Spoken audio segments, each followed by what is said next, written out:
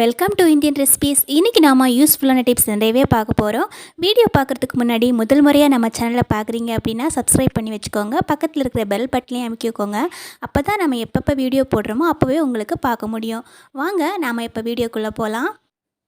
நாம் இந்த மாதிரி உளுந்து ஜாரில் அரைச்சோம் அப்படின்னா வடைக்காகவோ இல்லை ஏதோ ஒரு பர்பஸ்க்காக நம்ம ஜாரில் அரைக்கும்போது இது ஒட்டிக்கிட்டே இருக்கும். இதை கழுவுறதுக்கு நம்ம ரொம்ப கஷ்டப்படுவோம். இது தண்ணியில் ஊற வச்சு அப்புறமா தான் இதை கழுவ முடியும். ஆனால் இதை நம்ம எவ்வளோ சீக்கிரமாக கழுவலாம் பாருங்கள். கொஞ்சமாக இதில் கல்லுப்பு போட்டுக்கோங்க. கல்லுப்பு போட்டுட்டு தண்ணி எதுவும் ஊற்ற வேணாம், அப்படியே நம்ம தேய்ச்சா போதும், சட்டுன்னு எல்லாமே வந்துடும் பாருங்கள். இதில் நான் தண்ணி எதுவுமே ஊற்றலை, அப்படியே பாருங்கள், லைவில் உங்களுக்கு அப்படியே காமிக்கிறேன்.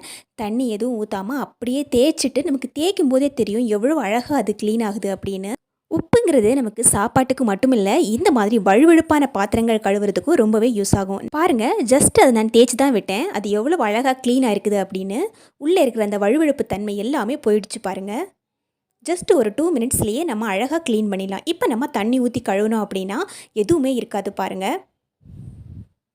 இந்த மாதிரி நம்ம வழுவழுப்பு அகற்றுறதுக்கு நம்ம உப்பை யூஸ் பண்ணோம் அப்படின்னா சீக்கிரமாக பாத்திரங்களை கழுவி எடுத்துக்கலாம்.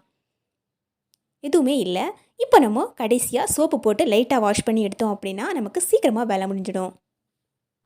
இல்லை அப்படின்னா நம்ம வடைக்கு நம்ம ஜாரில் அரைக்கிறதுக்கு முன்னாடியே எண்ணெய் தடவி அரைச்சோம் அப்படின்னா அப்போவும் நமக்கு இந்த மாதிரி ஒட்டிக்கிட்டு இருக்காது. ஆனால் சப்போஸ் மறந்து போய் நம்ம உளுந்து அரைச்சிட்டோம் அப்படின்னா இந்த மாதிரி உப்பு வச்சு க்ளீன் பண்ணி பாருங்கள், ரொம்பவே அழகாக நமக்கு க்ளீன் ஆகும். இந்த டிப்ஸ் கிச்சனில் ரொம்பவே யூஸ்ஃபுல்லாக இருக்கும் அப்படின்னு நினைக்கிறேன். அடுத்ததாக வாங்க நம்ம அடுத்த டிப்ஸ் பார்க்கலாம். இது பாருங்கள், பாதாம் பிசின். நான் ஒரு அரை கிளாஸ் அளவுக்கு தண்ணி ஊற்றி வைக்கிறேன். நம்ம இந்த மாதிரி தண்ணி ஊற்றி வைக்கும்போது மறுநாள் அழுகும்போது நல்லா பொங்கி இருக்கும் இது. அப்போ நம்ம இதை எடுத்து நம்ம ஈஸியாக எடுத்து யூஸ் பண்ணிக்கலாம். அதுக்காக தான் நைட்லேயே நம்ம தண்ணி ஊற்றி வைக்கிறோம். இது நம்ம டெய்லி சாப்பிட்டோம் அப்படின்னா நமக்கு உடம்புல இருக்கிற சூட்டை தணிக்கும். அது மட்டும் இல்லாமல் பெண்களுக்கு வெள்ளைப்படுதல் பிரச்சனைங்கிற பிரச்சனையும் வராமல் இருக்கிறதுக்கு இது ரொம்பவே ஹெல்ப்ஃபுல்லாக இருக்கும். ரொம்பவே சிம்பிளாக காலை வேளையில் நம்ம இதை எப்படி சாப்பிட்லாம் அப்படின்னு பாருங்கள். இதுக்காக நான் பாதி அளவுக்கு லெமன் எடுத்துருக்குறேங்க. இந்த லெமன் ஜூஸ் நல்லா பிழிஞ்சு விட்டுக்கலாம். அதில் இருக்கிற சீடெல்லாம் ரிமூவ் பண்ணிவிட்டு ஜூஸ் மட்டும் நம்ம எடுத்து வச்சுக்கலாங்க. இப்போ நாம் ஒரு 2 டீஸ்பூன் அளவுக்கு நம்ம ஊற வச்ச பாதாம் பிசினை அதில் சேர்த்துக்கலாங்க. இது மிக்சியில் அடித்து கூட சேர்த்துக்கலாம், ஆனால் நான் அதை அப்படி தான் சேர்த்துக்க போகிறேன். இப்போ நம்ம இனிப்பு சுவைக்காக சுகர் சேர்த்துக்கலாம், இல்லைனா இந்த மாதிரி ஹனி சேர்த்துக்கலாம். இது சுத்தமான ஹனி. நான் டெய்லி மார்னிங் இந்த மாதிரி தான் குடித்து என்னுடைய வெயிட்டை 80 கிலோ 55 கிலோ வரைக்கும் நான் வெயிட் கம்மி பண்ணியிருக்கிறேன். அதாவது எனக்கு குழந்தை பிறந்தபோது எடை 30 கிலோ அளவுக்கு மேலே அதிகமாகிடுச்சு. அந்த டைமில் நான் இதை காலையில் டீ எப்போவுமே குடிக்கிறதே இல்லை, அதை கட் பண்ணிவிட்டு டெய்லி மார்னிங் டீக்கு பதிலாக இதை குடிச்சிட்டு என்னுடைய வெயிட்டு 30 கிலோவுக்கு மேலே கம்மி பண்ணியிருக்கிறேங்க. இப்போ பாருங்கள், நம்ம தேவையான அளவுக்கு தண்ணி ஊற்றிக்கலாங்க. நம்ம ஹனி ஊற்றுறது ரொம்பவே நல்லது. இது சுத்தமான ஹனி இது. இப்போ எல்லாத்தையும் நல்லா மிக்ஸ் பண்ணி விட்டுக்கலாம். இல்லை நீங்கள் வெயிட் லாஸுக்காக இல்லை நார்மலாக குடிக்கிறீங்க, கொஞ்சம் ஹெல்த்தியாக வேணும் அப்படின்னு நினச்சிங்கன்னா பால் சேர்த்துக்கலாங்க. நான் வெயிட் லாஸ் பர்பஸுக்காக இதை குடிக்கிறதால லெமன் யூஸ் பண்ணிக்கிட்டேங்க. நீங்கள் பாலும் ஊற்றிக்கலாம். இதை நம்ம காலை வேளையில் குடித்தோம் அப்படின்னா அவ்வளோ தெம்பாக இருக்குங்க. நீங்கள் பச்சை தண்ணி யூஸ் பண்ணுறதுக்கு பதிலாக லைட்டாக சூடாக இருக்கிற தண்ணி யூஸ் பண்ணுங்கள். அப்போ தான் இன்னும் நல்லாயிருக்கும், நமக்கு வெயிட் லாஸுக்கு ரொம்பவே எஃபெக்டிவாக இருக்கும். இப்போ நான் பச்சை பயிறு இந்த மாதிரி நல்லா முளைக்கட்டி வச்சுருக்கிறேங்க.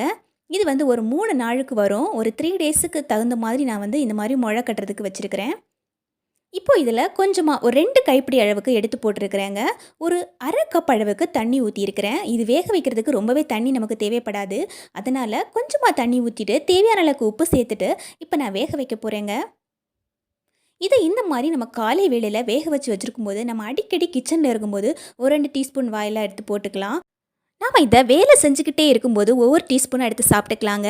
இதை பச்சையாக சாப்பிட்றது இன்னும் நல்லது. ஆனால் பச்சையாக சாப்பிட்றதுக்கு விருப்பம் இல்லாதால் ஒரு அரை வேக்காடு போட்டு இந்த மாதிரி சாப்பிடும்போது ரொம்பவே ஹெல்த்தியானது. இது நமக்கு அரை வேக்கெட்டில் சாப்பிட்டோம் அப்படின்னா ரொம்ப டேஸ்ட்டாகவும் இருக்கும் நமக்கு. அது மட்டும் இல்லாமல் ஒரு ஸ்நாக்ஸ் மாதிரி நம்ம போகும்போதும் வரும்போதும் சாப்பிட்றதுக்கு நல்ல வசதியாக இருக்கும். இந்த டிப்ஸ் நீங்கள் ஃபாலோ பண்ணுங்கள், ரொம்ப எஃபெக்டிவாக இருக்கும் உங்களுக்கு. அடுத்ததாக நம்ம இன்னொரு டிப்ஸ் பார்க்கலாம். இந்த மாதிரி அரிசி நம்ம வீட்டில் வாங்கி வச்சுப்போம் இல்லையா, இந்த அரிசியில் நமக்கு புழுக்கள் அடிக்கடி வந்துக்கிட்டே இருக்கும். புழுக்கள் மட்டும் இல்லை, இந்த மாதிரி பூச்சி வண்டு எல்லாமே வருங்க. அதுக்கு நாம் என்ன செய்யலாம் அப்படின்னு தான் பார்க்க போகிறோம். இதுக்காக பே லீஃப் நான் எடுத்துருக்கிறேன். அதாவது பிரியாணி இலை அப்படி சொல்லுவாங்க இல்லையா, அந்த இலையை எடுத்துருக்கிறேன். இதை நம்ம அரிசி வாங்கினோடனே ஓப்பன் பண்ணி அதில் போட்டு வச்சுக்கலாங்க. அதுக்கப்புறமா இந்த மாதிரி ஒரு காட்டன் கிளாத் எடுத்துக்கலாங்க.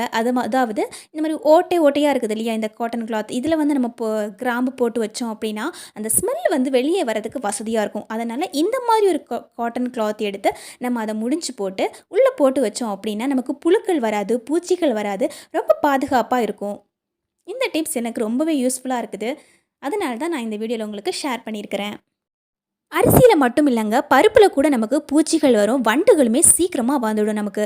அதுவும் மெயினாக இந்த மாதிரி கடலை பருப்பு, உளுந்தம் பருப்பு, இந்த பருப்பு நம்ம எப்போவுமே வாங்கி வீட்டில் ஸ்டோர் பண்ணி வச்சுருப்போம். இதுலேயும் நம்ம இந்த மாதிரி பே லீஃபு, கிராம்பு போட்டு வச்சோம் அப்படின்னா எந்த விதமான பூச்சிகளோ வண்டுகளோ எதுவும் வராமல் நமக்கு பாதுகாப்பாக இருக்கும். மேக்ஸிமம் நம்ம எல்லார் வீட்லேயுமே 1 கிலோ 2 கிலோ இந்த மாதிரி பருப்பு வாங்கி வைப்போம். ஏன்னா இது எப்போவுமே நமக்கு யூஸ் ஆகிற ஒரு விஷயம். ஸோ அதனால் நமக்கு பூச்சிகள் சீக்கிரமாக வந்துடும். இந்த டிப்ஸ் நீங்கள் ஃபாலோ பண்ணி ஸ்டோர் பண்ணி வைங்க. உங்களுக்கு எந்த விதமான பூச்சி தொல்லையுமே வராமல் இருக்கும். இது நீங்கள் 1 மாதம் யூஸ் பண்ணும்போதே உங்களுக்கு வந்து எஃபெக்ட் நல்லா தெரியும். அதோட ரிசல்ட் வந்து சீக்கிரமாக உங்களுக்கு கிடைக்கும் பாருங்கள். அந்த மாதிரி நீங்கள் யூஸ் பண்ணி உங்களுக்கு ஏதாவது ஒரு விதத்தில் இது வந்து யூஸ்ஃபுல்லாக இருந்துச்சு அப்படின்னா எனக்கு ஷேர் பண்ணுங்கள் ஃப்ரெண்ட்ஸ். அடுத்ததான் நம்ம பார்க்க போகிற டிப்ஸ் என்னென்னு பார்க்கலாம். இந்த மாதிரி நம்ம மாப்பு, வீடு துடைக்கிற மாப்பு நம்ம எல்லா வீட்லேயுமே இருக்கும். இந்த மாதிரி பழசான மாப்பு இதை வச்சு நான் இன்னொரு வீடியோ கூட பண்ணியிருக்கிறேன். அதையும் நீங்கள் செக் பண்ணிக்கோங்க.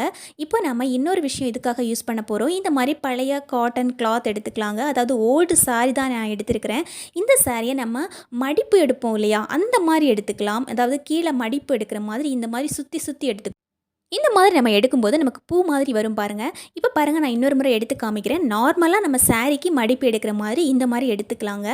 ரொம்பவே யூஸ்ஃபுல்லான டிப்ஸ் இது. கடைசி வரைக்கும் பாருங்கள் நான் இதை எப்படி பண்ணுறேன் அப்படின்னு. உங்களுக்கு இது கண்டிப்பாக யூஸ்ஃபுல்லாக இருக்கும். எங்கள் வீட்டில் நான் இதை அடிக்கடி யூஸ் பண்ணுறேன். ஸோ இந்த மாதிரி நம்ம நல்லா மடிப்பு எடுத்து முடிச்சதுக்கப்புறமா நம்ம பழைய மாப்பு எடுத்து வச்சோம் இல்லையா, அதில் இருக்கிற நூல் எல்லாமே கட் பண்ணி எடுத்துட்டோம். இப்போ பாருங்கள் சாரீ எப்படி வச்சுருக்கிறோம் அப்படி. சாரியோட ஒரு பகுதி நீளம் அதிகமாகவும் சாரியோட ஒரு பகுதி நீளம் குறைவாகவும் இருக்க வேண்டும். அப்படி இருந்தால் மட்டும்தான் நமக்கு இது கரெக்டாக வரும் பாருங்கள். இப்போ நம்ம நீளம் கம்மியான பகுதி, நீளம் குறைவாக இருக்கிற பகுதியை நம்ம எண்டில் வச்சுக்கிட்டு இந்த மாதிரி ஒரு நூல் போட்டு கட்டி விட்டுக்கலாங்க.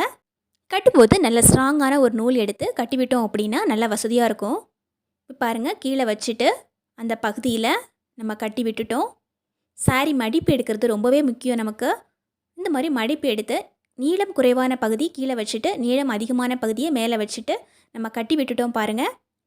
கட்டி விட்டுட்டு இந்த மாதிரி சுற்றி விட்டுக்கணும். இப்போது நமக்கு இப்போ பாருங்கள் பூ மாதிரி வரும் பாருங்கள். இது நமக்கு மாப்பு வந்து நமக்கு எப்படி நம்ம இருக்குமோ அந்த மாதிரி இருக்கும். இந்த மாதிரி மடிப்பு எடுத்து நம்ம கட்டி வச்சுட்டு பார்க்கும்போது மாப்பு நமக்கு எப்படி இருக்குதோ அதே மாதிரி நமக்கு பார்வைக்கு தெரியும். இப்போ நம்ம மேலே இந்த மாதிரி நூல் வச்சு மறுபடியும் நம்ம கட்டி விட்டுக்கலாம். இப்போ பாருங்கள், பக்கெட்டில் கொஞ்சம் தண்ணி எடுத்துக்கலாங்க. எப்போவுமே வீடு துடைக்கும் போது நுரை வர பொருள் நம்ம யூஸ் பண்ணவே கூடாது. அப்படி இருந்தால் வலுவலுப்பாக இருக்கும். அதனால் நான் டெட்டால் கொஞ்சம் ஊற்றிக்கிட்டேங்க. இப்போ நான் அதில் முக்கி நல்லா வீடு துடைக்கலாம் பாருங்கள். ரொம்பவே சூப்பராக வேலை செய்யுங்குது பாருங்கள். நம்ம மாப்பு வந்து நம்ம தண்ணியில் முக்கினோன்னா கூட நமக்கு நல்ல வெயிட்டாக தெரியும். ஆனால் இந்த மாதிரி நீங்கள் மைல்டான கிளாத் யூஸ் பண்ணி வீடு துடைச்சோம் அப்படின்னா நமக்கு கை வலிக்காது. இந்த மாதிரி ஈஸியாக நம்ம வந்து க்ளீன் பண்ணி எடுத்துக்கலாம் பாருங்கள். இப்போ நம்ம 2வது தடவை நம்ம துடைக்கும் போது ஒரு 1/2 டீஸ்பூன் அளவுக்கு உப்பு போட்டுக்கலாம். கல்லுப்பு போட்டு நம்ம வீடு துடைச்சோம் அப்படின்னா வலுவலுப்புத்தன்மை இல்லாமல் இருக்கும். அதே மாதிரி நமக்கு அழுக்குகள் எல்லாமே சீக்கிரமாக ரிமூவ் ஆகும். இந்த டிப்ஸ் உங்களுக்கு ரொம்பவே பிடிச்சிருக்குன்னு நினைக்கிறேன். தேங்க்யூ ஃபார் வாட்சிங் ஃப்ரெண்ட்ஸ்.